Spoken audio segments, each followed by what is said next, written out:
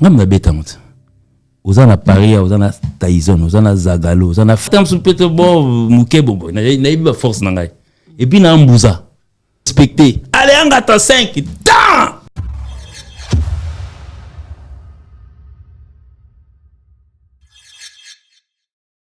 l'homme du pétage et puis ngaso na ndimi loko c'est que loko neza pina na mutuya. FP Service, la nouvelle structure de vente d'accessoires des téléphones, matériel informatique, ordinateurs et des réparations des téléphones mobiles et ordinateurs portables. FP Service, pour vos accessoires, clés USB, anti-casse, écouteurs, chargeurs, changement d'écran des téléphones, vente des téléphones d'occasion, ordinateurs portables et autres appareils d'occasion. Rendez-vous au numéro 35 du boulevard Anatole France, 93 200 à Saint-Denis, métroporte de Paris. Il y aura un numéro là-bas. Koura TT numéro 1. Plus 33 75 31 075 33. Oh, passez n'y a commis 075 quasi France. Na Kinshasa 75. Donc on a plus 33 075 31 22 928.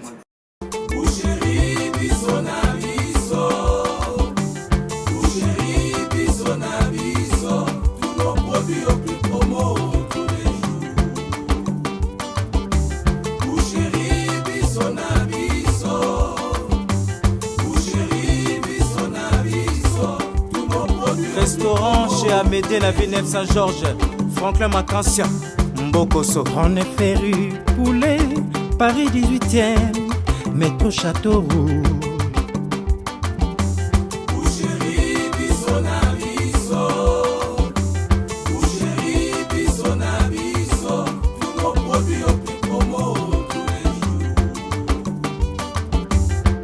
Y'a les moutons, la chef, les veaux, volaille, tabac en poso. Y'a les moutons, y'a un tabac mi panzi, y'a un gombel, zèle des poulets, poulets, fumés, nyonso, ezali, awa, tendo, ezapeo. Bonsoir à tout le monde, bonsoir à tous les vrais. Là, vous êtes partout dans le monde, vous êtes branchés sur Image Prod, votre émission L'invité parle. Portée toujours par Gloria Olangi, la méga star de la presse congolaise et américaine, perdue qu'on retrouve en France.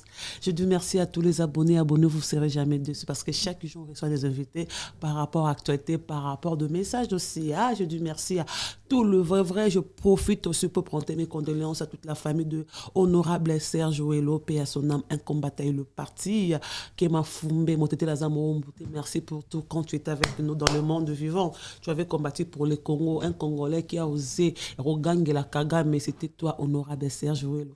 Tu es là, mon grand frère. Ton âme repose en paix. Merci beaucoup à Désola, mon agence privée, Remarcadé numéro 31, Victoire à 57. Moi-même, tous tu te sais, là, tu es à Londres. Nambuko avait un José Boulomba de cœur de Béni, Barcelone. Vu Capskin qui l'a acheté Sali.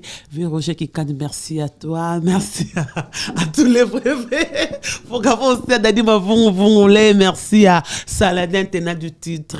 Merci à Dicap Galor, je te salue. Yagi Basket, merci à toi pour tout. De vos de Glolang, je vous aime beaucoup. De vous partager. Aujourd'hui, c'est une émission spéciale. Je suis en train de recevoir pour vous encore ici à Paris. Après avoir que vous avez un Bakishasa, Ginolia, Mbunza, autrement dit, de victime du groupe d'accompagnement de l'artiste Fali Poupa, Toro Sola Marambasola Yu Arena. Toro Beta Masolo Yu Arena.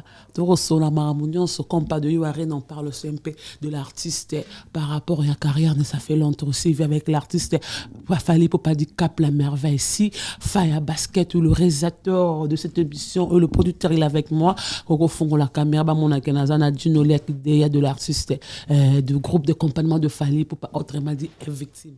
Déa, bonsoir. Ouais, salut, salutations à toi, Gloria.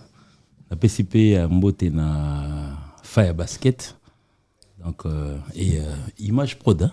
Image Prod. Donc, salutations à toute l'équipe de l'Image Prod. Moi, c'est bel et bien Gino Lia qui est le grand Bouza.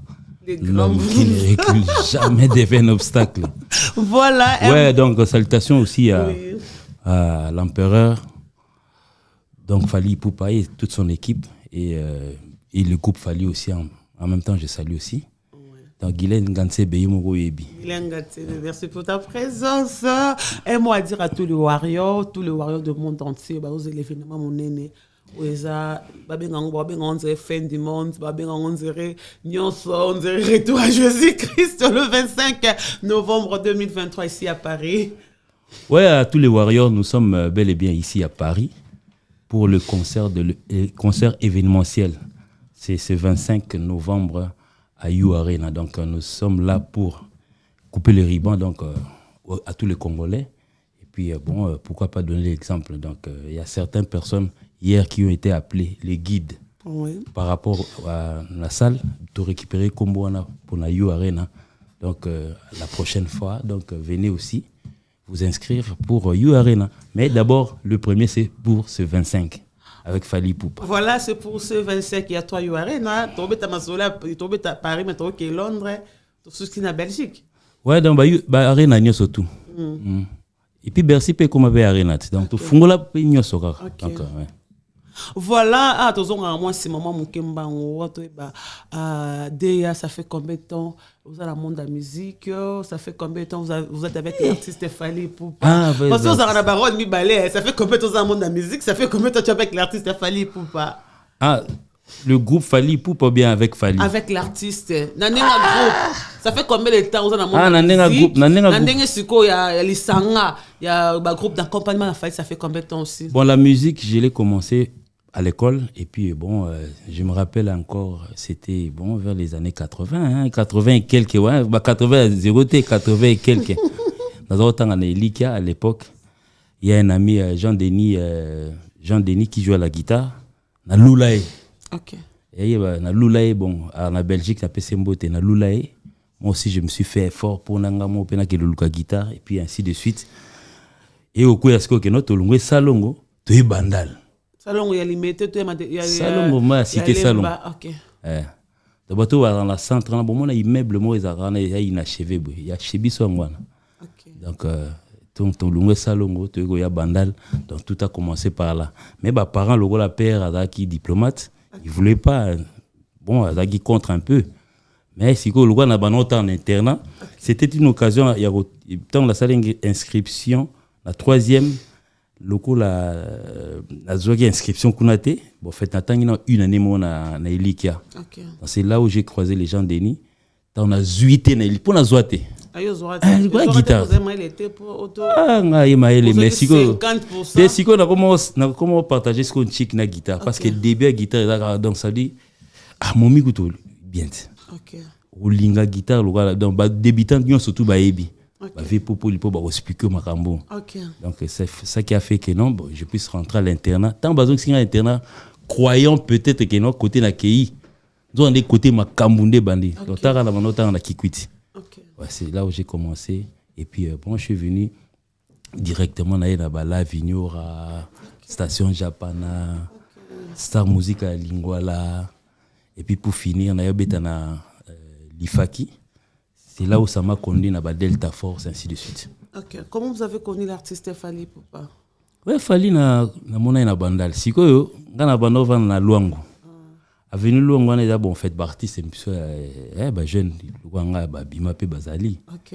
Notamment je peux citer le nom vous en na avenue na biso donc ça veut dire na avenue mo na Flamme Kapaya. Zing Kipulu Kapaya, c'est le Scrum. OK. Babindombe. OK. On va avenue mo là. Wa baleki na bango nyoso. Qui par rapport à âge? Oui. OK. Non, Moussala. OK. Non, mais je peux dire, donc, déjà, à l'époque, Massou Ananga Izalaki, Didier Ndombe, le grand frère de Babi Ndombe. OK. Massou, ça signifie quoi? Hein? Massou Ngol Badi. Mouto to bandana. Parce que nga yego la guitare, la guitare à Papa Ndombe, Papa Pempe Ndombe. Donc Didier Anoï Bango, donc Tinel, to travail. OK. C'était comme ça. Quoi bah fait pourtant on a un fallait là-bas qui vous a pas un bateau là qui s'est babé tarinda ndako et on a pas besoin on décortique si ko tant to longo est-ce qu'on a loin wana oui et celle qui non to ko fanda ce qu'on a sundi. OK je me souviens pas marabu na moi jeune mo mignon mo luka ngai na nini ni on aurait ba souter il peut donner bien en fait je me rappelle plus mais Il était temps on s'est trompé. Ok. Sœur, défunte sœur il n'a parlé. Abinga garçon mazol kul banda. Si on a zoka ba melope zo bima libanda. Yemba samona.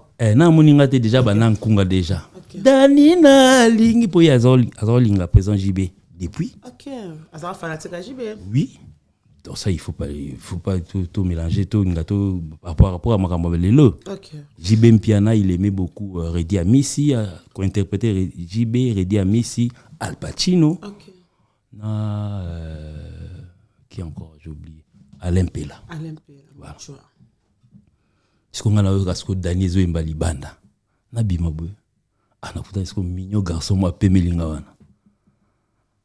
Bon à l'époque il y avait un guitariste c'est qui moi trop fier ngala indengwana te ay ko expliquer que non bon un orchestre na bango mon boy ça a besoin comme travailler dans secteur comme ça tellement la mona qui est sympa tu vas pas développer mais en développant na makambo ipsangai à l'époque je dois chercher l'année makambo yango zo sala malelo. OK. Wana non quartier la tête et l'autre côté donc fallait pour pas chez bango. OK. Ya chez bango il avait pas encore son diplôme d'état à l'époque. OK. Pour diplôme à lui tous en a déjà. OK. Ouais. OK. Donc c'est là où on s'est connus et puis bon facilement to bani pe otambola nae. Moi le garçon quand je parle du garçon bah comprendre les garçons il aimait tellement la musique, il était tellement curieux. Azaki moyembi mais aluka pe ko beta guitare, un moi aussi ba batterie, un mon bonda ainsi de suite. Bazé na groupe na bango moko boy basalaka à l'époque Flamme ay loi soliste na bango. Quand je parle de Flamme, oui. Parce que wana ndesco na orchestre na monta basalaki na bando ya opesa ko ba arrangement ainsi de suite. Des fois ils aïta msuma Flamme ba na ndule boy. Flamme chez bon ba kangeli. OK. Si go muta obeta, jino lia kipunga na sala ba plan. Donc c'était comme ça à l'époque. Et puis to no tambo anaye na bano tambo anaye kokena même tina ba mouvement ngala ba beta. Mais chaque fois son naye tellement qu'il était beau, il dansait bien, il chantait bien. Bat banda ko intéressé ngai na côté na mouvement za boya naye. Tara na beta l'avenir esthétique à l'époque. Succès au sanate. Té beau les blancs que je salue en Belgique, a singa ndeni. Mais ça petit à côté mouvement. Champion du monde témoin. Petit na ndeni. Kota rien. Azaï na ba prédestination na ye. Et puis chaque fois tu vas vendre na quoi ya Kassan vous na moi place na mso moto au ghetto. So to koti na monde ba rêve. Maramoto on rêver. Kasi yango. OK. Oui, ano ebsanga à l'époque abi to die mikili ve beta la biso. Na bokem kindeli. Kasi ka période na ngapena webse. Petit. Ta ba rêve. Mais ça na debout. Parce que on fuka no bango. Petit na za izana bango. Mais makamni zo rêver. Donc c'était comme ça au début. Bon, Hermo Yango na Marambalo Baka na trouvango qu'il a toujours la prophétie. Ouais. Voilà. Après wana comment est tombé qu'il y a que quartier latin, yo s'est retrouvé na sous le kabwana à l'époque. Bon, to kabwana tellement aimé ko kabwana na biso na ezaki mingi na quartier latin. Ouais, parce qu'il a eu beaucoup de boulot à faire à l'époque. Pour tant que tozainaye on travaillait souvent ensemble, mais il y a un mouvement à Bango. New City, après, on a New City tellement qu'il y a tellement de volonté, mais ce que les musiciens ont la volonté, c'est qu'il y a commerce, il y a beauté, il y a responsabilité. À partir de là, on a Kitambo, Akei, Kibinda. C'est là où à peu près on s'est séparés. Tant que Kibinda, Nkoi, après, on a tout le monde a moi rarement. Tant Delta Force et Salama, tout le monde a sous. La Mendi na Delta, à Kalanaï. Aboya. Aboya quoi? Azolinga te pourquoi? Na yebite. Nzela. Asalama. Nzamba pesa ke ba route na e. Donc ça dit place à succès oyati. Et puis on l'appréciait mais bon, il a pas voulu. Na tika epé na position na e. Mais ngala no ya makambo ya zoloba. Mais o nga so na proposé aya ka ko tikanga mais akota raté. Zara vision que pas mon aboké sans que qui na niveau ezaki bon fait nga so lelo na ota ba lecture na mona mage à l'époque picture na makambo na e. Ah banzela na pourquoi zo boya. Bon. Moi je savais pas donc et puis bon tu es au Kabwana kaka tant à côté quartier latin. Mais à quartier latin, on s'est quand même vu. Après parce que nga la banda otalega à distance pour période na ngai pe na ko longola bandal na ko na beau marché, on se voyait rarement.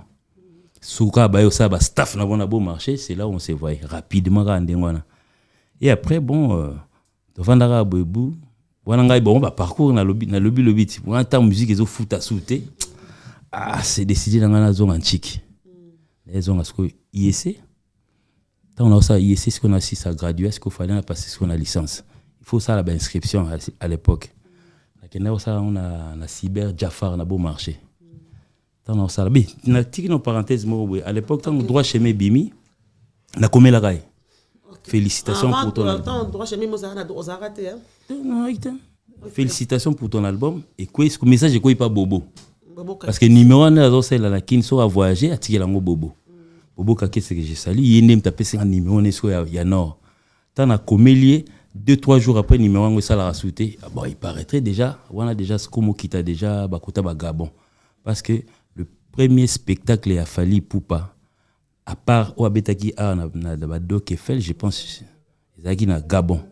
C'est là où abeta na ministre de Mouba sala souka na archi plein. Donc voilà message tant ça li plein a zui idée siko ya kolinga ko réunir batu pour ba accompagner.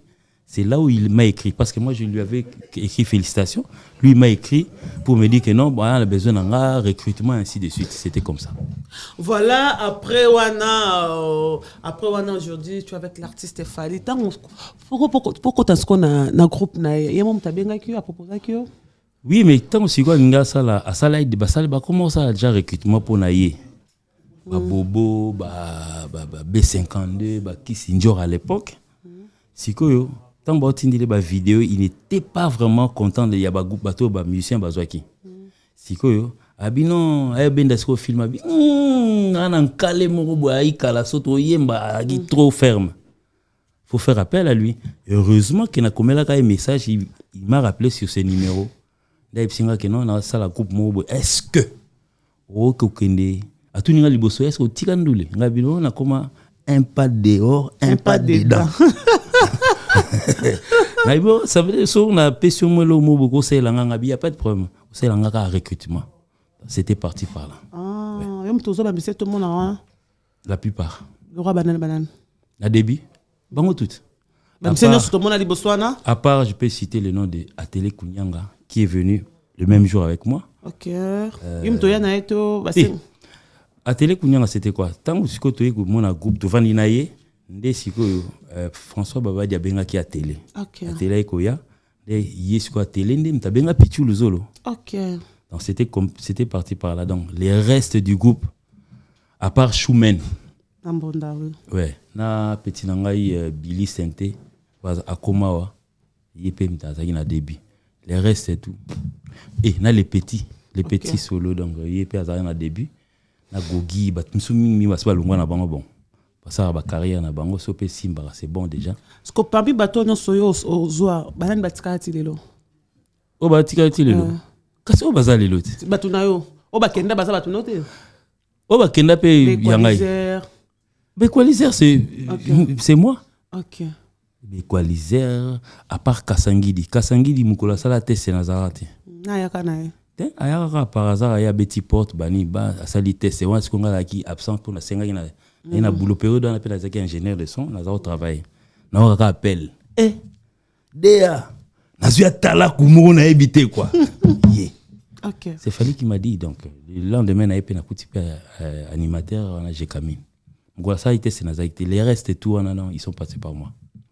Voilà tant on se au vers l'artiste Fally au côté vous avez une assurance qui m'a bon mon lelo kokisama nyon se ça les lelo n'habiter que avant lelo na ki lelo suko na nyon so beta qui so leka comme mon na so ça malo pour l'artiste Fally pour le bela non dimare kokisama auto par rapport à ba rêve na ya lobaka yango sami lelo ou bien ba rêve siko na ki comme mon asko ba rêve ngo comme que c'est réalisé parce que tant que tu es dans un grand hôtel parce que nous sommes venus d'abord ils allaient premièrement ils allaient accompagner la sortie album droit chemin point barre ils allaient m'amsouter. OK oui accompagner après na bozi pakola mais bo bimbo kenabino tu as eu deux concerts toi qui samedi dans grand hôtel dimanche fallait to beta na ma campagne on a bossé na ya ba piscine on a bossé une combo nango bon bref c'était là de la forêt mon panti bon on a comme La photo de la DJ Virus. ASK, voilà. Voilà, c'était Wana Place à Mangwana. Donc c'est là où nous sommes produits pour la deuxième fois. Parce que tant que tu bêtis, d'abord, première conviction, comme on regarde, parce que tout jusque-là, la répétition, c'est avec la coulisse. Super coulisse, on va adresser pour te changer. Pour période on a eu bien qu'il fallait se défaire à sa sortie officielle, ne pas attaquer la guerre au sanitaire. Au moins, je suis allé là. Banda depuis 2006. Ok. Guerre dans la télé, c'est une Uzi. Groupe mon a pas cité. Mon a ma cambouna dans ce baptême c'est Uzi. Si vous avez un siège, il a fixé. Pour répéter, ah, lobby to changer tel toqué, ah, lobby to toqué kotoyo. Donc moi, il y a adresse. Les adresses, ça s'est passé sur mon téléphone. Allô, répète sa place tel. Lobby to quand même. Lobby to awa te na téléphone kaka. Sope ba bengo te goyate. Donc c'était comme ça et puis tant que ça li sorti, ndesiko na moment ndie makambo ba no betelanga na batinela ba kasanvu wana. Na moment na ngoi komo na moi. Pour Grand Hôtel, à l'époque, bon, je me rappelle, à part peut-être s'il faut être clair, Vieux Rambo, BCBG, on dirait, bon, bah, il y a le Grand Hôtel. Hein. 4 musiciens? On dirait. BCBG, quand on a quartier latin. Oui, on dirait, bon, bah, il y a le Grand Hôtel. Okay. Grand Hôtel, moi, je suis parce que, puis, tu dans le salon Congo, tu as une piscine. C'était vraiment ouvert. Hein. À l'époque, il faut mon assurer.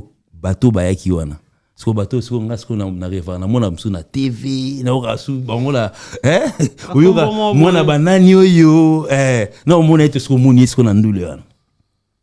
OK. Et puis le lendemain siko to yebeta siko na ASK siko place ba guerre bandaki. La guerre a commencé za wana. Pourquoi? Réussite na biso ya samedi et celle qui non photo beta dimanche.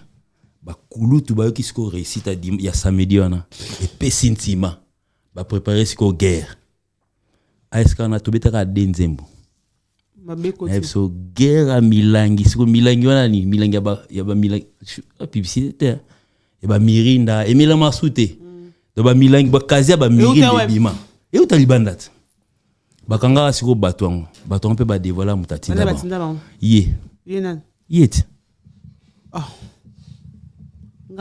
Yé. Asa musicien?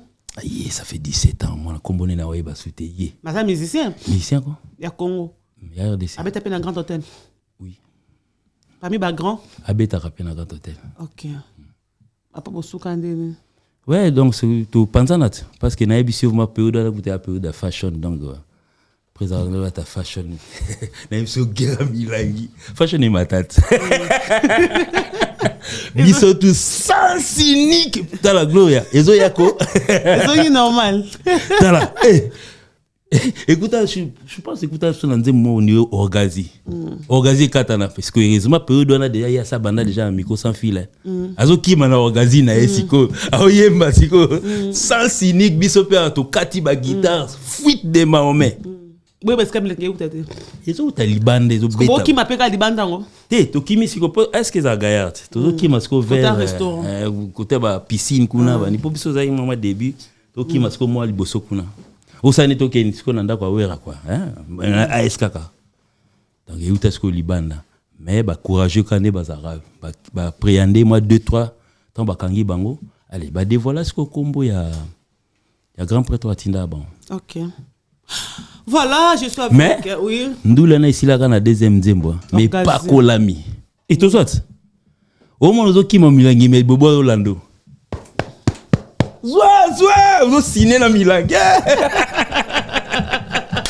Voilà, je savais qu'Mbunza, Gino Lia, comment parler, Baramebele. Mais quand tu parles aujourd'hui de l'artiste Fally, on a parmi Batoé, on a le quoi grand frère Fally, Mario Lolo, c'est à présent là, on a grand frère. Quand le gens président et patron, il y a un président. Pour maman, pour le paboya qui ont. Il y a un président et patron. Voilà, à patron là, au monde qui est pas très taqué de tout, orgueilleux, hauteur.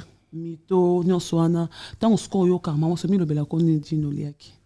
Bon, je sais pas, c'est quelqu'un qui d'abord qui passe rarement à la télévision Et puis makambo ya ba hotel ba nini on a ebutaka na ba mesa ezaka na Paris. On a compris na te po ba sala ba plateau ba mesa mona boye bata manzaka ba film ba télémi on a ils savent même pas le mot hotel na nini ngoloba ba traitaka.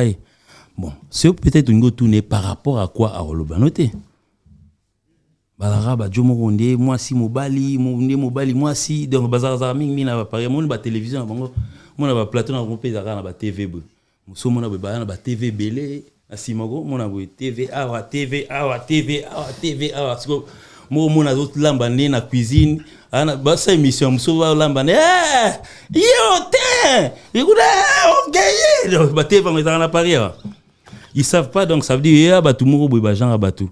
Bon, peut-être en 2006, on a dit déjà ça, on ne connaît pas.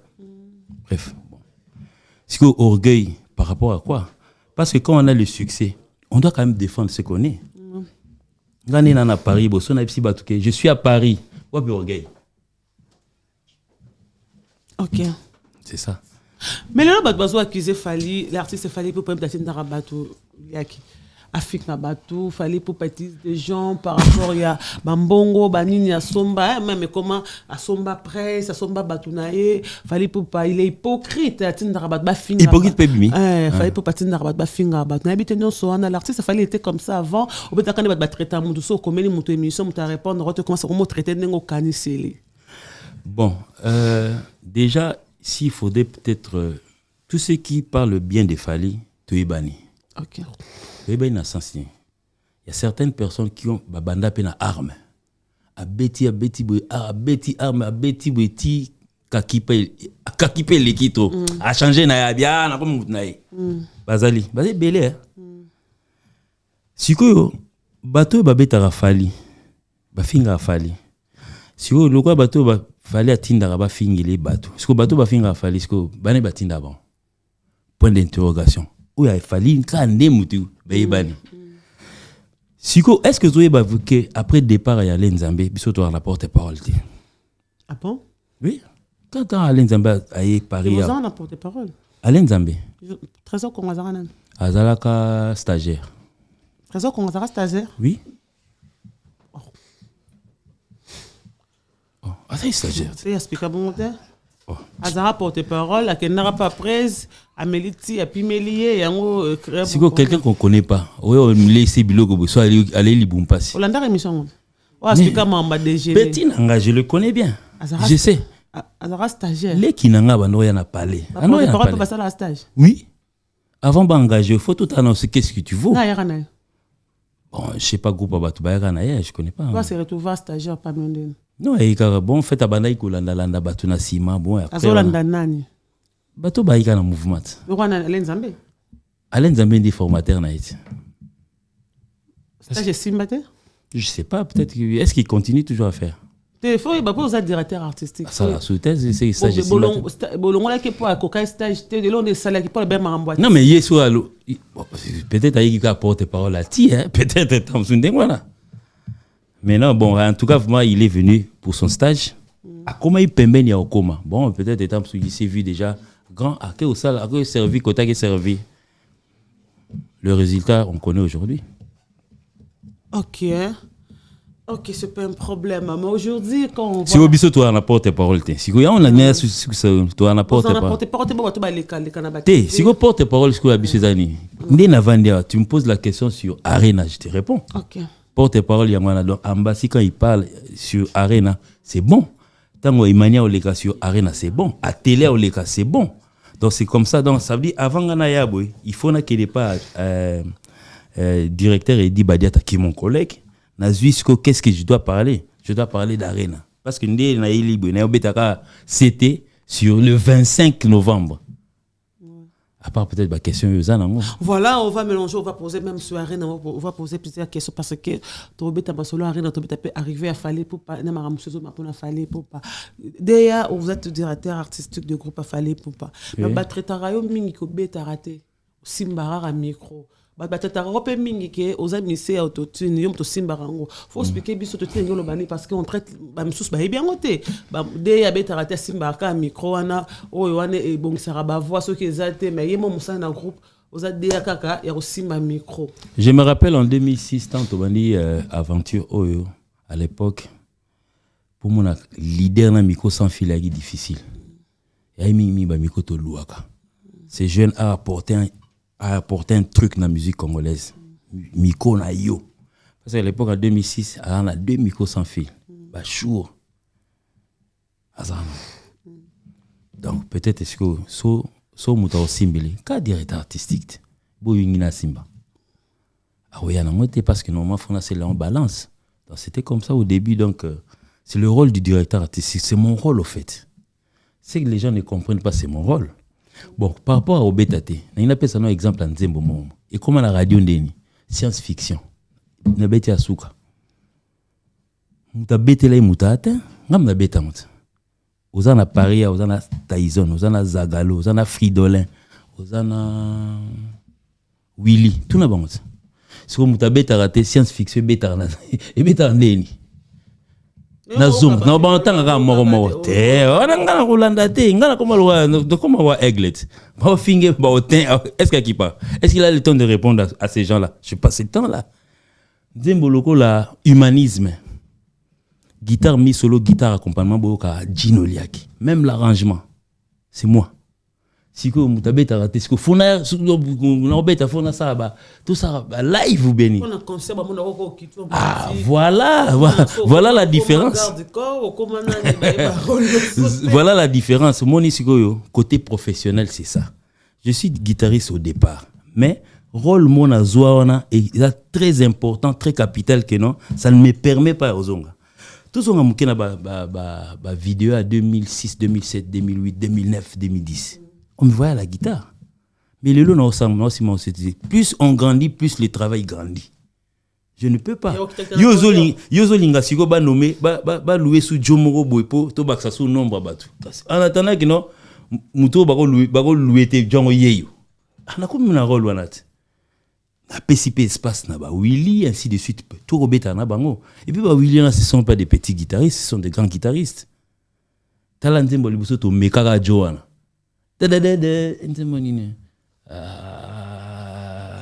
Makwendo à l'époque. Premier Nzembo. Tu as mystique. Hein? On l'a adopté. Mais avant, on a un arsenal de belles mélodies. Non, la power. Bon, arsenal de belles mélodies, Willy Azaï. C'était moi. Batou, Babeta Amasolo, ils comprennent rien. Si vous Batou Baya, Robert Amasolo, peut-être ça, Batou Nabiso. Il faut tout nana à longue la ligne. Et rango tango yambanet bamba si tuna ejino betara pour mukolo longwa avant ya aussi Carloba oh ya betara te tuna luga bat luga ba Alex parce que tango tout ça ba nzembo tango to beta ba guitare il y a pas de chanteur avec nous moins ba guitariste écoute mukolo betara humanisme tout ça ngana Alex siko nani fois beta li solo na okeno yimta beta rien.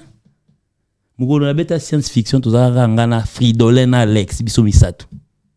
Sur une fois beta li solo. Vous allez parler de Félix Tyson, tout le monde on a ba quartier, tout le monde a banda binda ba c'était même na podium, Félix Tyson na podium, bazakati na suka. OK na maison mais kuna bando monaki japonais, monaki wana na tanga kala mama. Flamma daki directeur artistique. Bazaka côté makana podium tina suka confiance à lokwa usala. Wana siko ba rôle wana direction artistique au bazwango ya okolé, ya okolé. Il y a pas seulement que se mettre à la guitare ni directeur artistique. Non. Il a pas cet exemple à Mutumoro qui était aussi un artistique.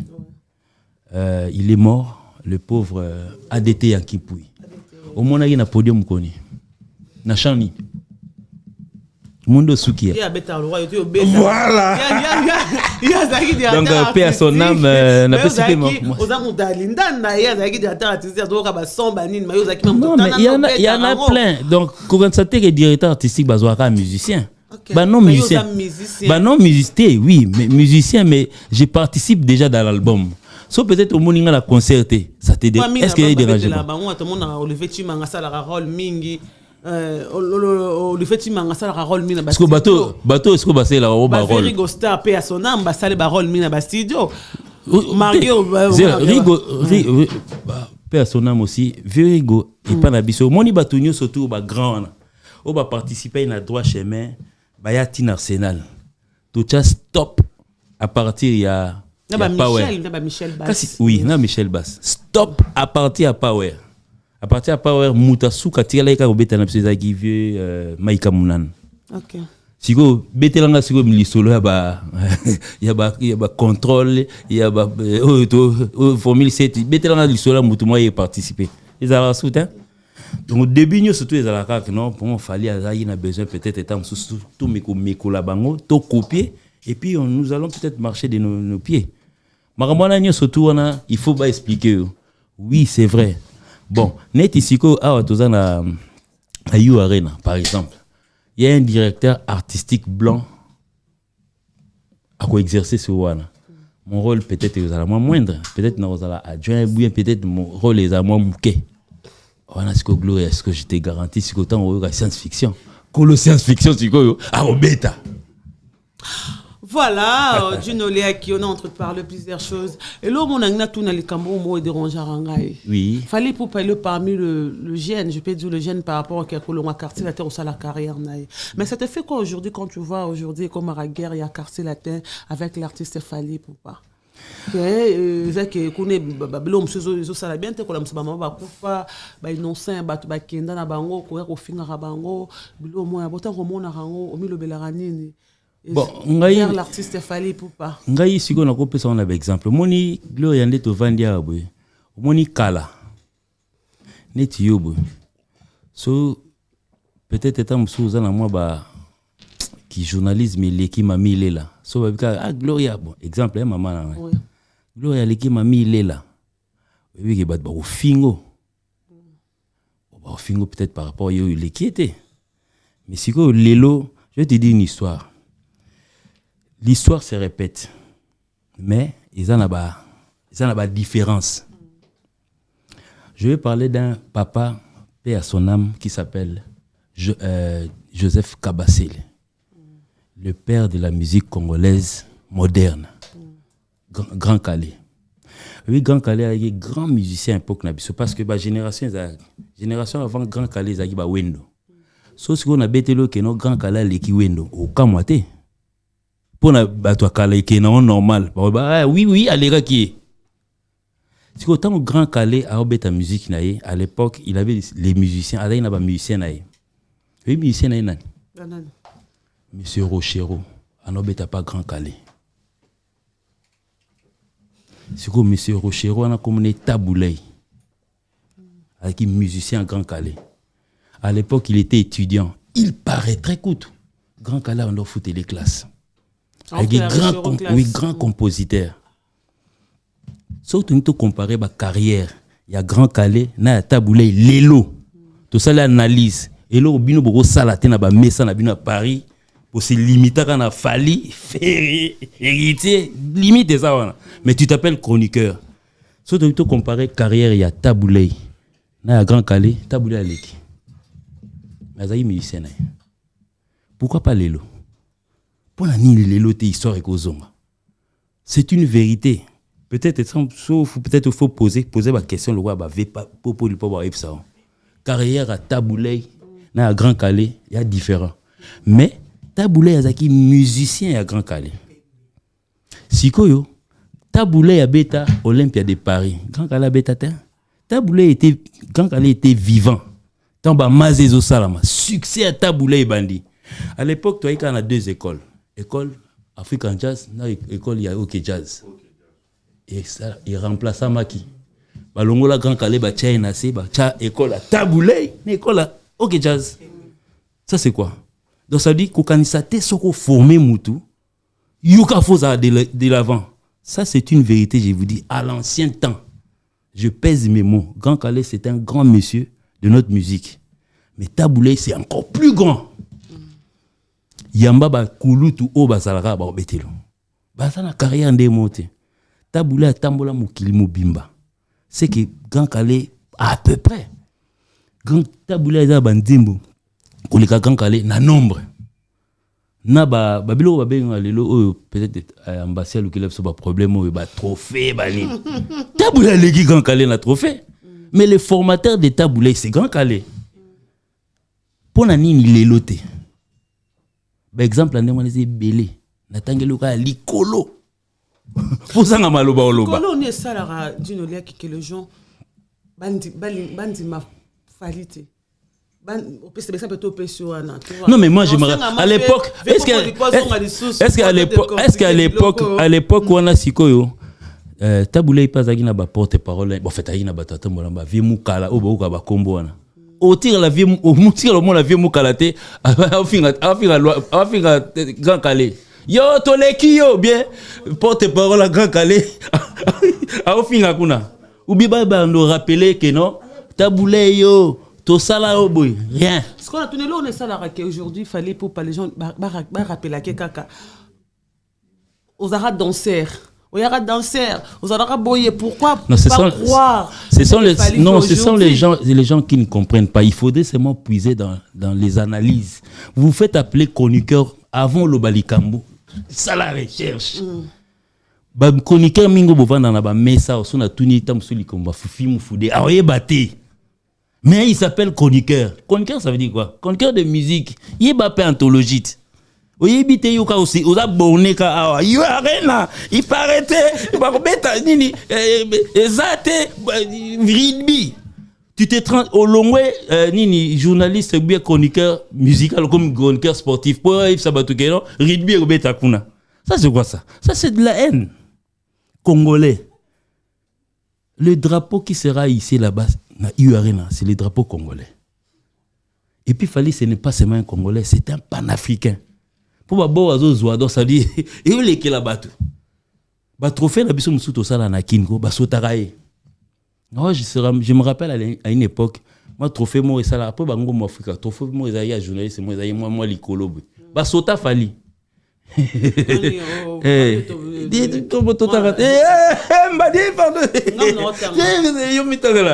Et sota baluki siko anga falsifier pesa mo mutu mususu atali ya mokile loba et que vide et puis jongo pe mtasalagi yemta babeni agrémentaire soirée côté meilleur artiste et puis trophée ngo ikufa pe wana. Et Koufa on a et là on a besoin de l'issassi à Moussika Bafedaya. Il est là, il est présent. Qui me disent au moins à cette époque-là, c'était qui les meilleurs artistes à l'époque wana. Et Sota Fali, Baluki ba pesa ngo jomoro boy bon. Il sopa, toi tu es vide. Tu es vide. Pourquoi les gens aujourd'hui, bon, tant que l'artiste, non, il y a un bon tant qu'artiste, les gens décortiquent sur la vie de l'artiste. Je parle de l'artiste. Mais comment le Cambodge, la vie privée et artiste? Oui, na TV, même le musicien. Je parle même de musicien, moi, musicien na TV, na personne bête à ma solo. Il y a des disques, il y a des solaire, mon ning, na kabila ray pantalon, na salaire bois à l'époque passée, na pesa kay voiture, en voiture elle bossa tellement en réserve, na pas si on parle de Èvre. C'est qui est grave. Comme l'artiste Babi Ndomba bien en zembo monte bo bete l'équipe maman mabé.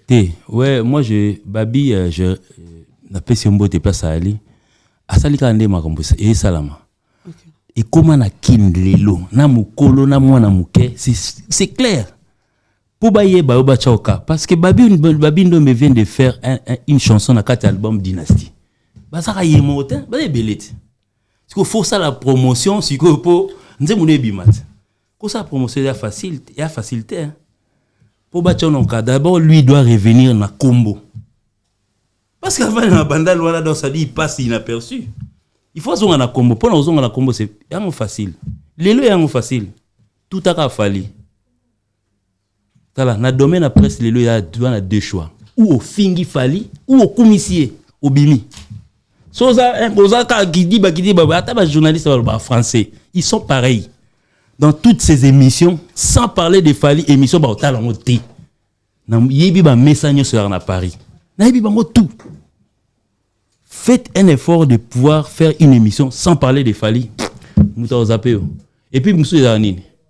Balol wela makamususu mais talaka bagata photo ba faire basket baramakasi na puiser photo moi mpe on y on est dans miniature autant la même titre Fali mira le pan on est quoi qui mais jomo azo le kana ikuna kati. Pourquoi Fally? Parce qu'ils savent. Ah, Babindo mais s'est servi de ça. Il a vite compris la leçon. Il a regardé de gauche à droite album nanga est-ce qu'on banda prom et nzembo nanga na sa promotion ndeni banzemba batu baza kuna ba sa ba succès baza na kati. Alors nzembo nanga fo ebima na lo promotion ya liboso il faut elungi nanga itekama. Ah Fally ma. Aujourd'hui on parle de qui? Maman T'es Zéla. Aujourd'hui on parle de qui? Bino bata en matière. To le la babite. Babi a ketchenani. Bokechu? Fally. So que Fally to ebanate. C'est clair. Clair et net. Na ba vie na ba na mike soko au tout rien. Donc il a utilisé les mêmes oyo bateau ya opé dans ba atinda ba fingele. C'est lui aussi les yes qu'on a atindé. Pour ça batindaka. So yes qu'on a atindé. Parce que les musiciens va dire langage yango que ndanga yebongo batindi ye moko ngama mukolo bonde na vandi bo na bimsa grand kalena kopianga. T'as ce tonton virus DJ virus t'as sunde abeta na éviter DJ virus t'as su esa beta tanzema ata maloba ya pamba na éviter fola tout na DJ virus na boîte na baso asa beta tamata maloba pamba on se connaît. Moi je regarde vos émissions Natala Rango, c'est banal et vous faites ça vous bengango analyse ya nini oyebi histoire te donc ça veut dire tu te fais appeler chroniqueur aujourd'hui parce que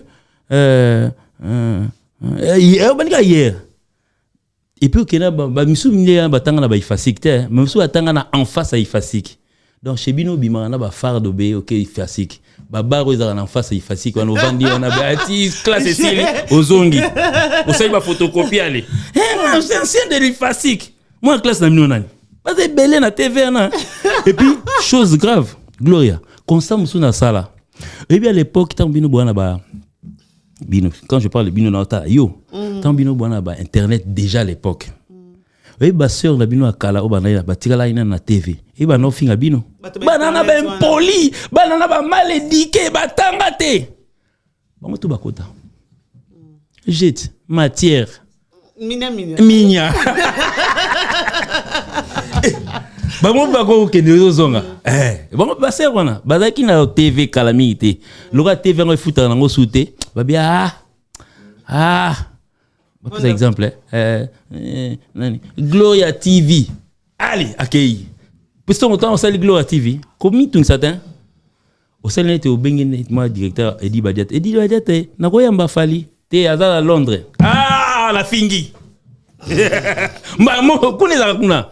Et puis mingi oyo ba finga lelo ba ser no so ba manzaka matama minene ba kotsa ba demande belé à Oyamba Fally. Vu qu'il n'a pas le temps, elle n'a même pas la patience. Demain elle tourne directement les faces. Malamo a créé un compte Facebook ni ya ko finga Fally chaque jour. Mais au fond ba ebanita. Tant Fally ça succès na ba kokoko wana. Tant musu yi wana tant musu ji par otoboka na nzela lycée. Mais grand prêtre.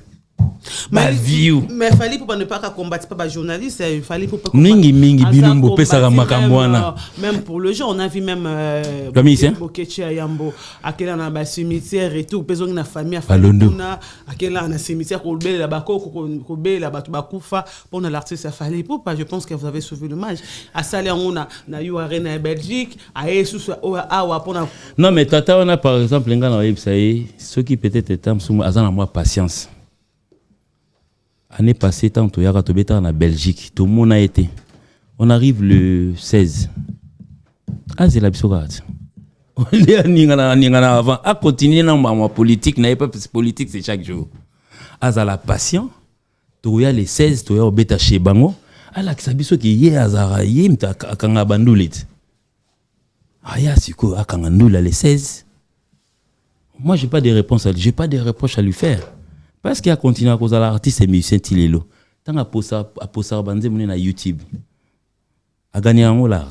A retirer parce qu'ils appellent Maloba Mabe na katiti. A reprocher à musicien.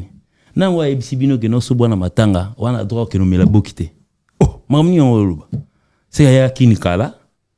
Qui n'a lelo comment matanga ba au vendre surtout qui boka médaille nantina. Tam su mo ya zawole ya médaille. Médaille beti 6 fois. Mais na matanga. Oh, batu bakenda kala ona batu balwa redia lo bangot. Ebi nzema redia ya sérieux na. Tu kenda poto to zo maele poto sa nini. Oya zonga te azana maele te. Je te dis vrai. Oya sala na tour na kinte na maele kokate. Et talinga te do ya je parle de certaines personnes, je parle pas de la majorité. Certaines personnes qui sont arrivées, neti par exemple. To côté sujet on a te. 54 visas pour certaines personnes. Oui, batbano kama mingi, batbano kama ba chroniqueur à poto. Sony c'est la honte. Alors que il ne faut pas c'est exemple. Oui, batbano kama mingi, oh non, fallait 54 visas. Mais monsieur Banande na mingi na poto. Mais ça peut kaba chroniqueur tes amis. Il y a même de musiciens, ils ont dit que c'est impossible. Kasi bosala neti yo comme ça pas que c'est mort. Na ibe ko comme ça na samte manalo banate. Ba msu ba 54 ba l'idée ba lo ba 54 personnes na podium no ba monate. Banana OK c'est ce qui y a Manu du bango tina mutasuka. Wana yi ba période na bango. Podium 54 personnes. Wana ba période na bango na betelo de Zoa concert ya Bercy bando tanga. Ya bino? Si on a yagi Bercy. Tu as déjà une quarantaine à podium. Si on a eu arena, si on a la bolite. À Romona, à Rotanga na 60 et puis so salaire Oya souté na plateau na pour non la semaine passée na ça qui erreur mo boy na ko c'est là qui rugby beta les 25 et beta milon les 4 bolimbi sangate ba kenaka na matière musu ba boya visa 5 za raté mais ngana mon ba passeport ba musu ba 4 na 5 ans si ko bato ba boya qui visa 5 ans si ko tant to ya parce qu'on continue toujours avec notre langage ba ko saleka Baba kosa le kanga ba baloba ki magique nga na yo lingina la tswa ngai na moni Abraham na moni ke batu mususu ko tango moni Abraham ya Abraham mo mona combien 5 ans hein siko bato ndimo tout le monde akanga mbonga ba 5000 bala opesa nga soki na moni ka visa 5 ans na passeport a muta be sale mate passeport mutanga za muta awa voilà place erreur résultat azan États-Unis zela na sisalon omoni biso tango to bandi aventure oya mouvement oyo et qui en 2007 des groupes qui ubeta Olympia. Je me rappelle à l'époque, il y avait 10 personnes. 10 personnes. Tous à 28 pour un début. Première OK c'est une il y a jeune, OK poto to yanga 28. 18 personnes bakata, bakena 10. 10 personnes basala 3 jours. Ah, bazwa visa 1 mois je pense, basala 3 jours. Basongi. Ambassade d'État Libisoga Loga ndako ezika bacho bazongi parce que il comment on a disponible pour ba kulutu na biso ba kena okosela fali makamboke azomema ba bon bakati na 10 toke 10 Olympia y représenter na biso la 10 personnes bazongi kin deuxième tour tonitoya karaba nomba ba 28 tokei mutakimite pour biso ba tabano ki ma partir ba 3e 4e premier mutakima ya drummer na biso mobo a ma frère a ma oté ba blo mo ba bêtise boy donc ça veut dire à côté Milouz kuna non drummer na biso mo kala na komboni na ibiete vous comprenez vous a frère banaka bible mba mot et pour on dit nous autres la biso so bossa la logo vous comprenez siko après on a siko gloire il faut qu'on se comprenne qu'on se dise quelque chose. Dans la période de surtout 2006 à nos jours, quel est le groupe où il y a Potoming, où il y a Gibiso? Il y a Moko. Comme ça, on a un passeport, on a un visa, on a un otanga. Il y a un mission, on a un otanga, un visa. Solution. Donc ça veut dire, biso pratiquement chaque année, à part période où il y a période de combattant, tu annules même visa moko boy fay to beta na Sigal to zora visa to zora 26 visa fay to ya sikoyo nazo ba passeport wana ko na kena ona wa période na Schengen ko na kena na maison Schengen pour na ko annulon parce que le lendemain matin tant to zui to zo vol près abenga bi bo kende souté na canceller concert mabi kende na maison Schengen o ke no annuler ba visa mère yumo iba gelo visa yango yuko ba passer pour yango visa yango na okay mikili mais ba bengi ba bi kino anile Si la maison Schengen est dans trouble période na République na biso ba nulate. Qu'est-ce qu'ils ont fait? Na ba passeport, parce que lat mo ba on chamba quoi bon. Ba chamba quoi? Ba donc c'est linga. Si le numéro est annulé. Si autant maison Schengen est au zonga, il faut rappeler na y a 26 personnes dans la maison Schengen pour tout déterminer ce qui vraiment est annulé. Et puis mais on attend annuler ce qu'on a computer. La prochaine fois que vous viendrez ici, vous aurez un visa de long séjour. Parce que là qui sibiso et loco et ça la maraté. Na y a 26 personnes côté mais dans l'ambassade de Belgique, je me rappelle. Batutu ba côté Kalombo à télé batutu yo kenete ba passeport zo laxamago tu es vidé ba annuler sur bien babi ezaki annuler te to baraika donc on va voyager dans OK bonga mona nde ba baré ba pesinga ka kena na yepe na ngona zone sel mutu bato na ba passeport so ce période na nga pe na timba na na ke meka mais na era pe tour mais présabi qui ne ko annuler. Si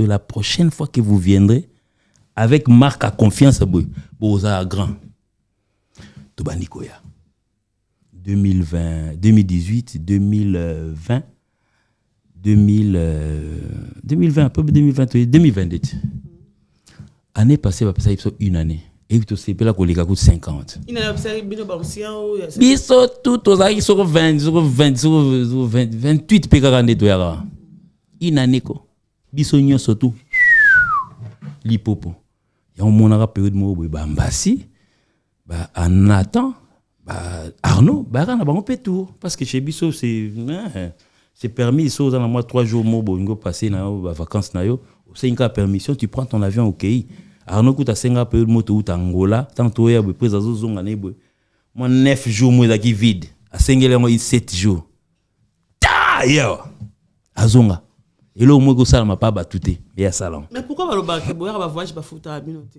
ndeni concert to beta yo zoka mi te zoka mi c'est na biso moi kala o en fait o batikala na tia bomba kimata pour osilika Boyo kosa, o batikala. Vandi ça ya tourner so futa été. Parce que soit lobby, soit nani. Fais un exemple. Fais un exemple. Mère, oyebi batu ba musicien nga lève to episode ba mingi ngam na zo bon. Ba musicien yo surtout tant ba ya na débit na ba ya groupe. Oyebi ba forme ni ba ya non. Ba forme. Mwana mawa ndi ali a pilipili te. Na yemba ka. Ako talo na misute. Na beta dum. Na beta guitare. Voilà docteur nga siko mbuza siko na tale la misube na télé kunyanga na mpanzi. Faut mona nde bayakat. Mais so balongwe balandi jomo boya za mikili so nini wa ba suke belé pas poser ba question bête. Joni na. Ba journée c'est noka. Na tangi na komba mutu te pardon. Pour ba bête ba ma solo skit. Siko tang bayaka na yuma na. Nga na yo kapeli solo mona quartier latin. Bazui mutu ba pesi contrat ngo pas comment salaire banda comment combiner na poste non na prénom et comme quota salaire vie futanga kaka yo mo ka bazali tout na bata quartier la te bo episode ko landa ne ba comment boiter même tout na vie ramba betelo lisolo et comme quota salaire babi comment salaire ba futao banda bi ke télé magasin ko bana comment 1 et on ngola ça ba 0 te tam se suka la 0 mo abi $10 bazali et la même chose pas na biso. À l'époque où Bebo a Rolanda biso na mbangwa, oui il y a un diplomate. Mbangwa na mbongo belé. Je peux pas citer les montants aujourd'hui parce que Batubaro quand ça net 2006, ils aika hier 2006 à Kalat. Doit ba 365 jours, ça lango fois 17 et divisé par 17. Ben nous futa ngara. Eh. Futa kaka. Et puis, ah t'as la vite. Et ballon. Oh, mais yo salaire bon comment $1 mais complété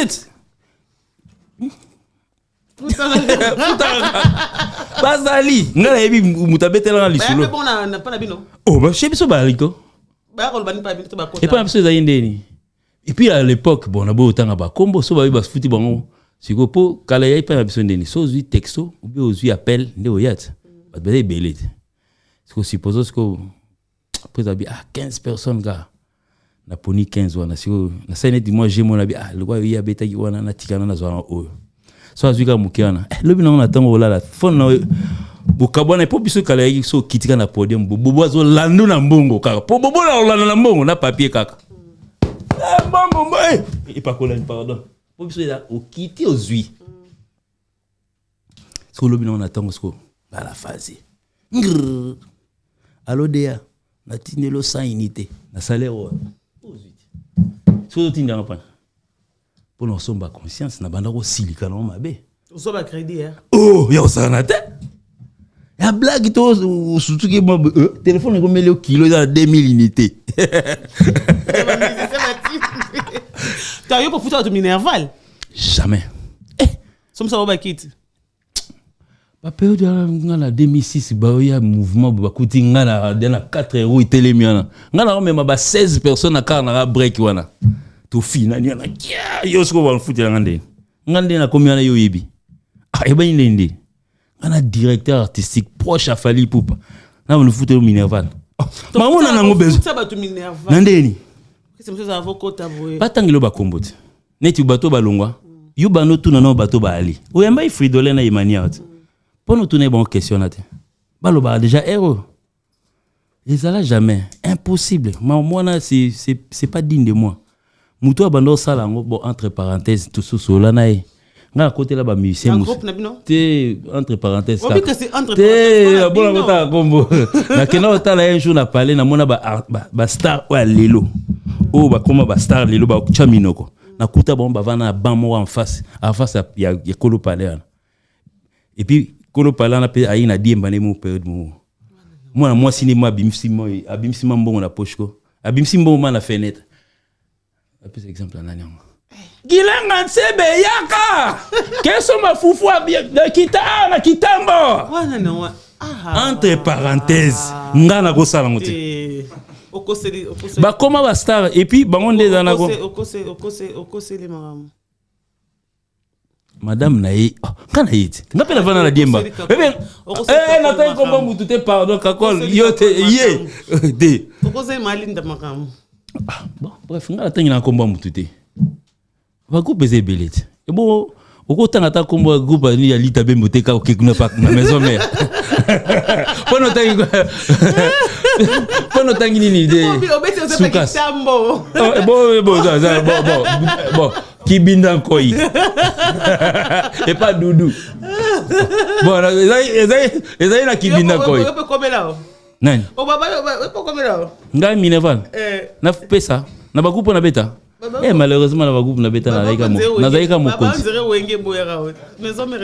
te fausse histoire mo fausse nga maison mère boyanga te nga na tanta ko ya na maison mère kasi ba futara Minerval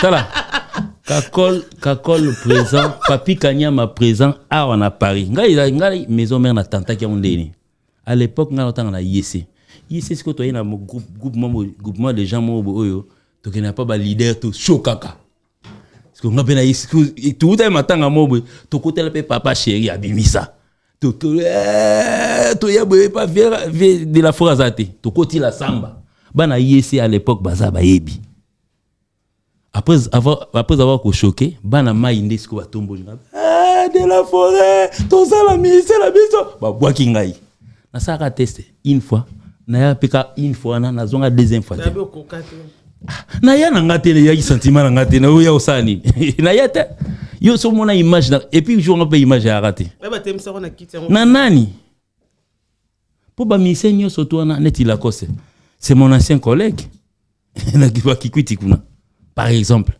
ba tout bazar na ibon pauvre mimiche na ibie flamme na ibie Coréen qui s'en na ebie kakol na ebie alimbonda na ebie na ebie kana maison mère de toyebani JD Mbolopwe na ebie nani susu babidombe na ebie siko ubete ngana et puis ba yebi ke joyo ari misi bon na yak na ngana ya na ngate na yak na ngate na yak na ngaka tour bamba yese ba mekisi ngaka jemo na kita na ngana kita na ya ko ya sute ban classe de muta tiki sanga classe Fally Ipupa wana déjà na sina leki étape à graduer na betelo solo ki na kenda Jafar na linginde sikona sa licence tana kotinga ka kopo wana déjà na déjà inscrit na licence na kenda rappé déjà mais voyage leki 2006 2007 2008 2009 groupe mo efukata wana période wana ba ça sur la guerre heureusement vraiment ba plateau là été sur internet ay période wana betoku fa kala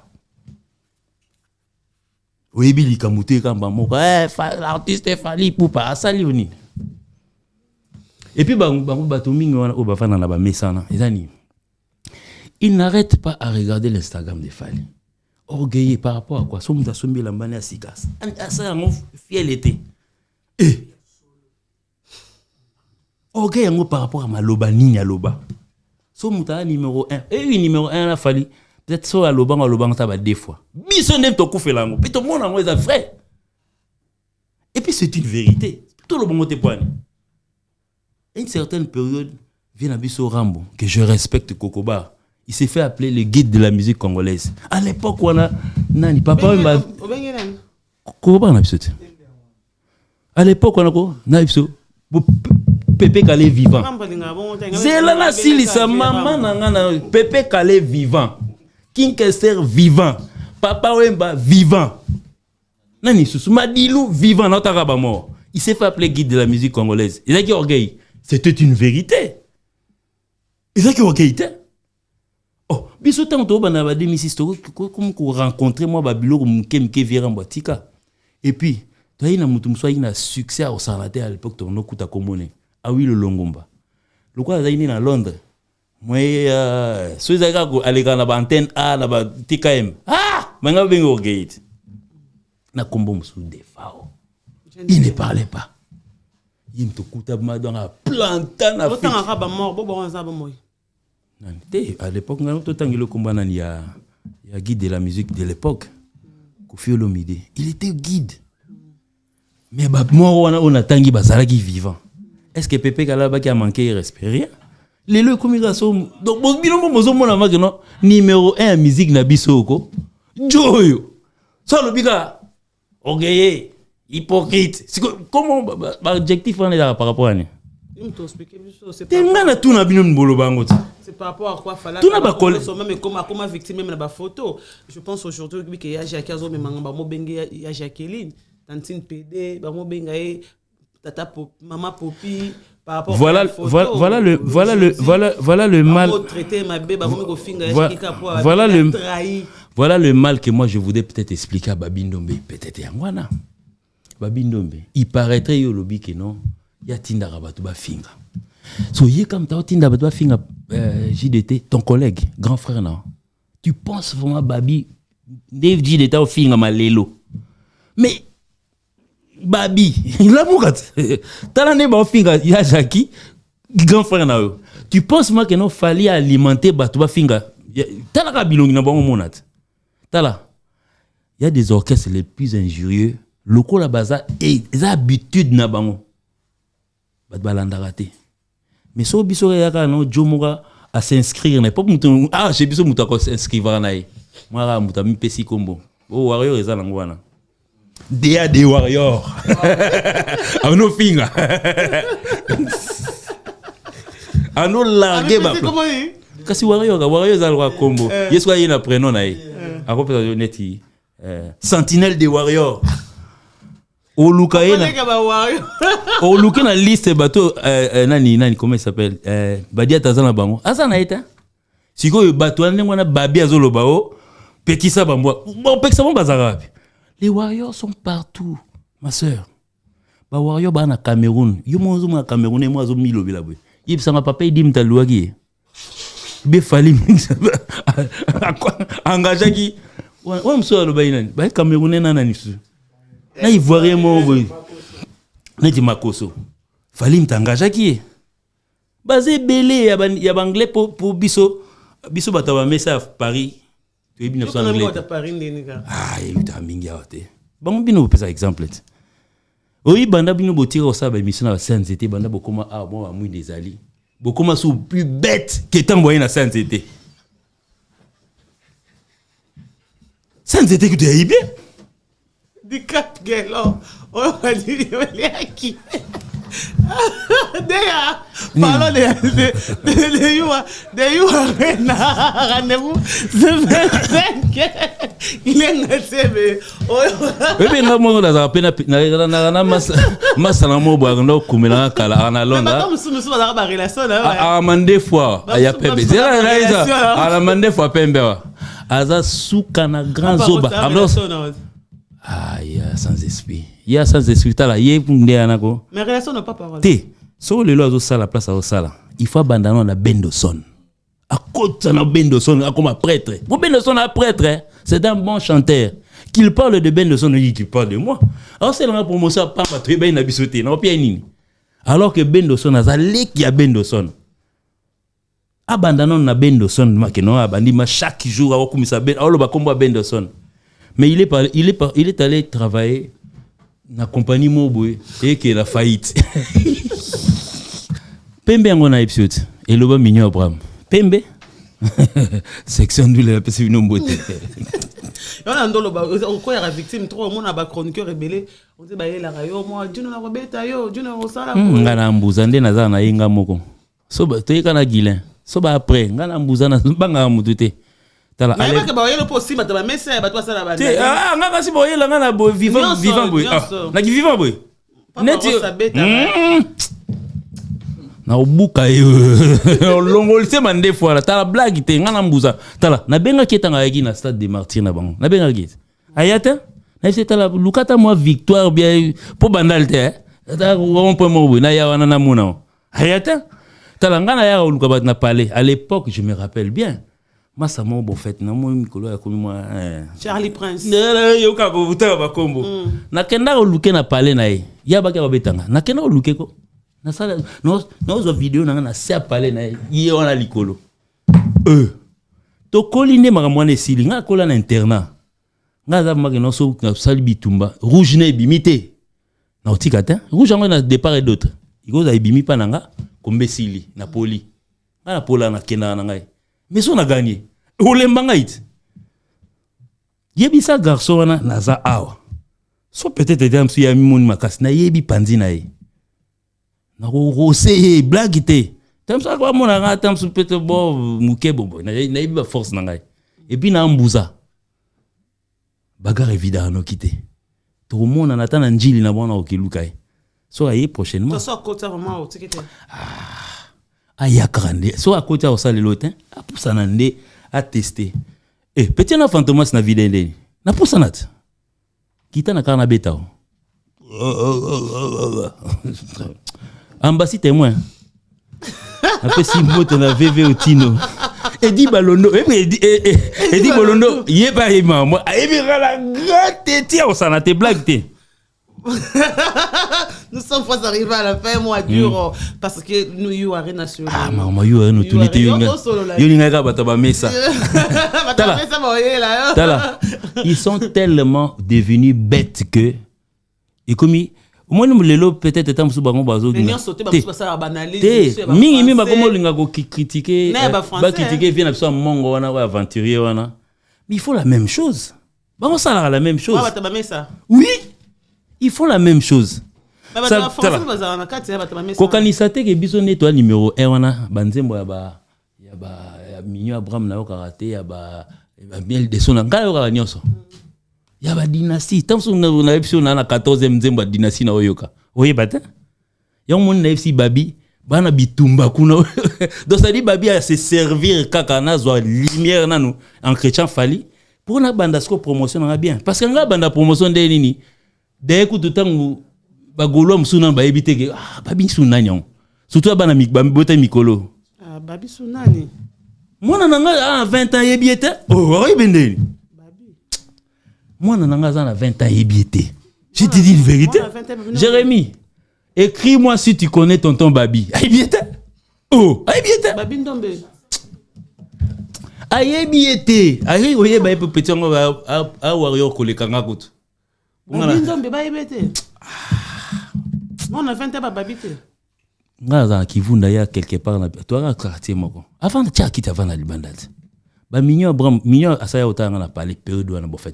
Je rappelle qu'il a écouté qu'il a un passeport. Asala ngombi na veille na biso. Ko ba bi Mignon Abraham ba bindo mbete. Oh. Bon si bon viens na biso Manouakou par exemple. Yo ngi comparer na yeba na line nani guitariste ni yango miko. Te Tyson na so ta Tyson ya biso. Viens na biso Manouakou. OK comparer na koyeba na guitare te. OK, ko comparer koyeba na soliste ya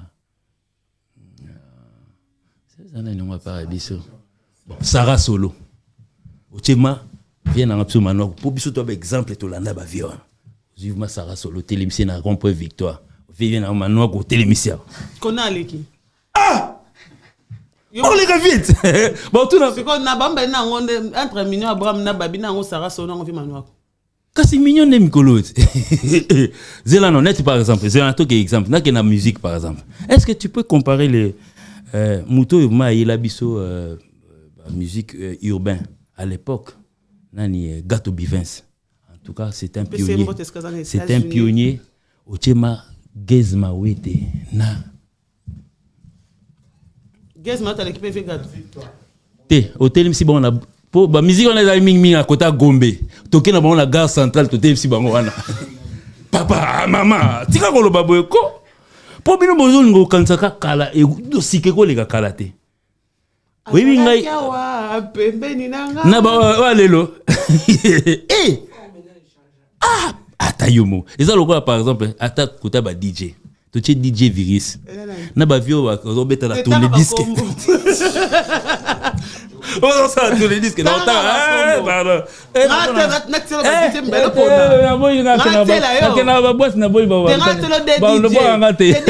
DJ mo na Congo comme banda Congo na Virus na tela o pona mo tanga na topso na yebete o teka DJ Shidoshi na yebete Virus alekiti atayo mo gaga na mamoka mususu gaga na kota platine ka ya salika danse c'est comme Afrique Mobimba oh et dans sa Virus gaga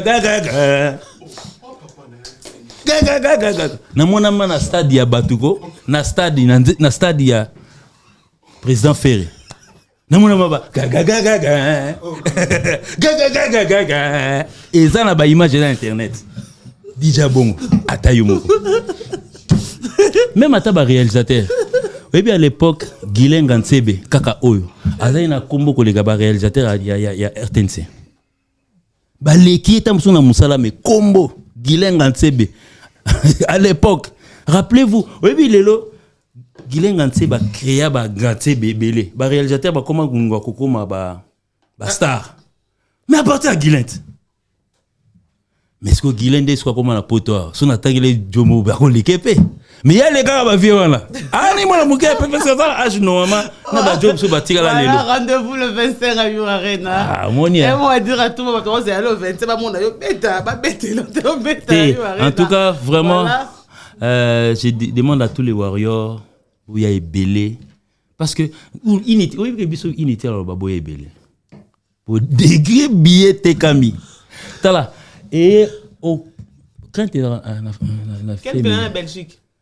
Ken piano ah bon on appelle si Ken piano makize mbembo oui bon nazongaka na makambo baki oui puis à l'époque moi Ken piano bano beta lisolo ke fallait bloquer oui ba bloquer prendre ça si je réponds à Babindo directement parce que ça pekisa ye non c'est là glorieux comme on dit ça là 10 ans où ça là où ça là mais où titre na où tinza makoma ko te prometteur et puis bango bino bato ba chronique oyo mingi baya banzela makolo neti yo ndeni oyeba visa 5 ans te ba bangaka munaya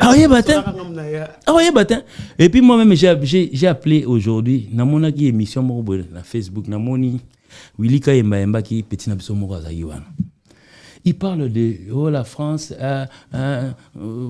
bayokanaki po ba mise ba kima mingi ba pesa ba 5 ans tala mwana oyo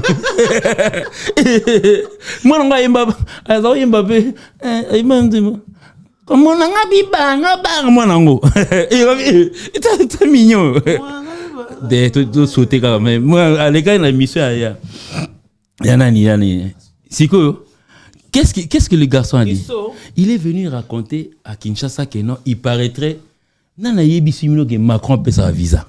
Oh, on a reçu le visa Schengen. Portugal et Votaki, Suède et Lobaki, Finlande. Donc Macron président de la Finlande. Non. État Schengen baby non Fali, c'est un gars à respecter. Allez en gata 5. Tant. Tolongo lian.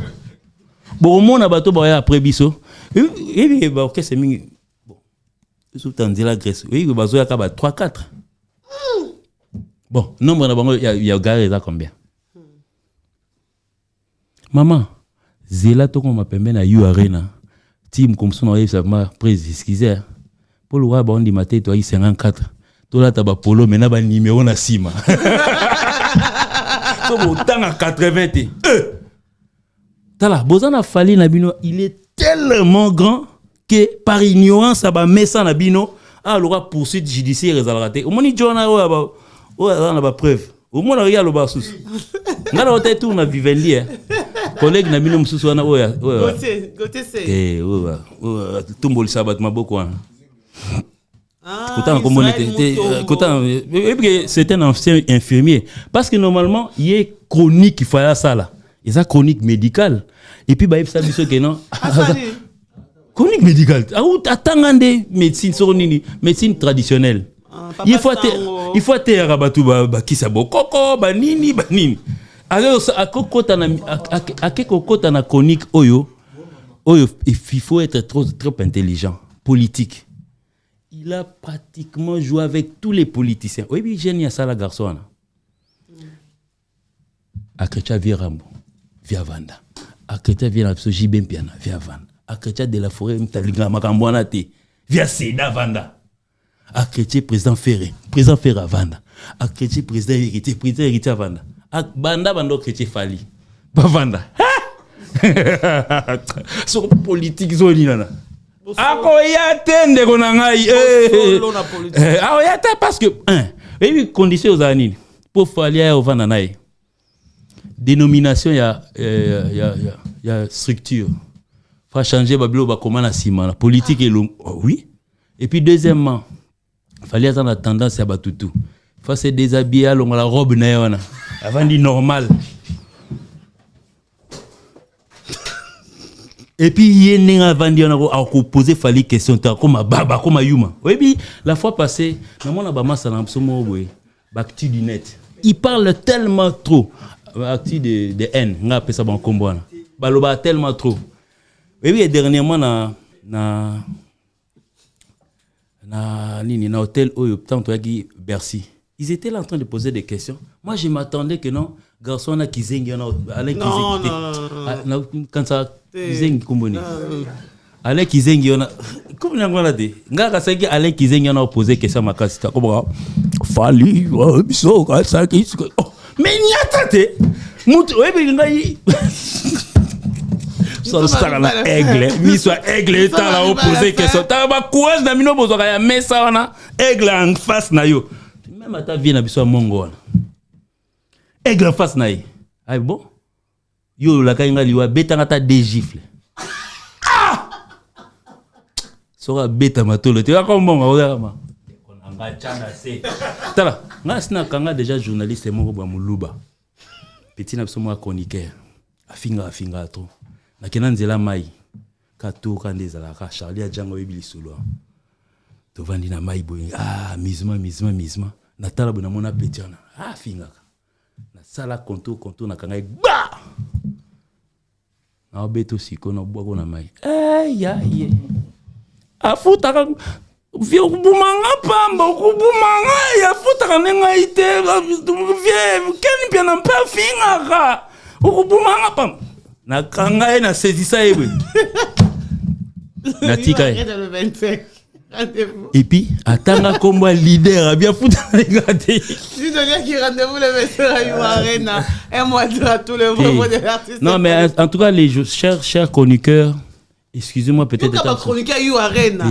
Non kasi on a parce que normalement bateau faut pas penser sanga You Arena eza ba chroniqueur. Siko bango ba comment na ba messa tellement vitré ba changer ba mentalité ba ino on a ba sainteté.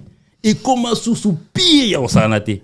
On dirait peut-être tant sous bambeto bola na ba Lyon awa na ba Argenteuil on dirait que ça va mutu likolo. Bon peut-être lobby tam sous justice et comme appelé magafundi mutu kuna ba itindi na ke samba la kalamu bilo wane ko vide bino. Bon aussi ça ngoko. Na petit na somo boyo ya kana makambo ya Fally danser. Je lui ai envoyé une image où Fally où Koffi Olomide parlait. Aobeta li solo ya tant fallait akina na Montfleury. Abi vraiment on a Ipsiric tout ça un chanteur il a parlé deux chanteurs. C'est tellement qu'il est con, il est borné. Il est venu parler d'autre chose. Ata sori batindio. Sala nanu mais était lukana no via tindinga brutalement pour via otindo na britande là bwe. Koya kolobela batu ba lokuta moko bwe. Oh non, ayaka danser. Bon so bana beto bikare premier vocal toyoka Fally kara bazuye lelo lobby vocal on ebimi. Vocal et bana ils chanté, abana na ko yemba. Après na siko Alexis, qu'est-ce qui valait? Et puis via loba bien. Tanga yembi ayembi na ndenge na ye ko yemba petit na zaki moi musique tanga bini nde bamba sepeli.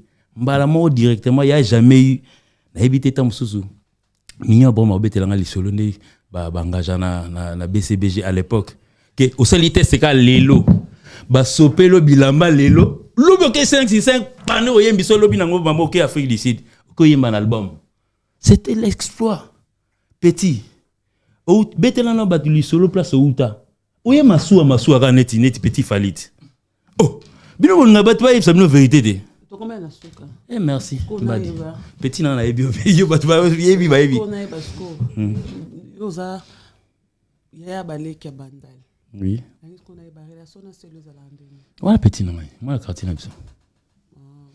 Ouais en fait vous voyez ba reconnaissance normalement ce qui fait il y a même cas comme na Babi. Okay. Babi a copié pas Babi.